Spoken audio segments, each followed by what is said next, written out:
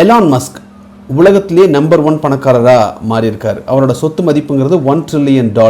ஒரு தனி மனுஷனோட சொத்து இன்னைய மதிப்புக்கு 95 லட்சம் கோடி ரூபாய். அதுக்கு காரணம் என்ன அப்படின்னா space X IPO. Space X அப்படின்ற நிறுவனத்துடைய பங்குகளை விற்றாங்க மக்கள்கிட்ட.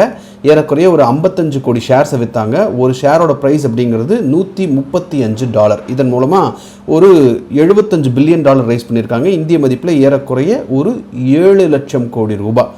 இந்த ஸ்பேஸ் எக்ஸ் அப்படிங்கிறது ஒரு ராக்கெட் கம்பெனி மட்டுமான்னு கேட்டால் கிடையாது. 4 பிஸ்னஸ் இதில் இருக்குது. 1 ஸ்பேஸ் டிரான்ஸ்போர்ட்டேஷன், 2வது ஸ்டார்லிங்க், அதாவது சேட்டலைட் மூலமாக இன்டர்நெட் கொடுக்கறது, 3வது ஏஐ இன்ஃப்ராஸ்ட்ரக்சர், அதாவது ஏஐக்கு தேவையான டேட்டா சென்டர்ஸ் எல்லாம் கொடுக்கறது, 4வது மார்ஸ் எக்கானமி, அதாவது பூமியிலேயே எல்லா மக்களும் இருக்காங்க, அவங்கள கொஞ்சம் மார்ஸுக்கு கூட்டிகிட்டு போய் அங்கே ஒரு எக்கானமி கிரியேட் பண்ணணும் அப்படிங்கிறதுக்கான ஒர்க்கையும் எலான் மஸ்க் செஞ்சிட்ருக்கார். ஸோ இது எல்லாமே சேர்ந்து இந்த ஸ்பேஸ் எக்ஸில் வரக்கூடிய ஒரு விஷயம். மார்க்கெட்டில் இந்த ஷேர் வந்த உடனேயும் $135 லான்ச் பண்ணது $150, $160, $176 போயிட்டு இப்போ $160 இருக்குது. இந்த டோட்டல் வெல்த், அவருடைய மொத்த சொத்து மதிப்பான $1 trillion அப்படிங்கிறது இந்த ஸ்பேஸ் எக்ஸ் மூலமாக மட்டுமே வந்திருக்கான்னு கேட்டால் கிடையாது. அவர்கிட்ட நிறைய கம்பெனிஸ் இருக்குது. உதாரணத்துக்கு டெஸ்லா கார் தயாரிக்கிற நிறுவனம் இருக்குது.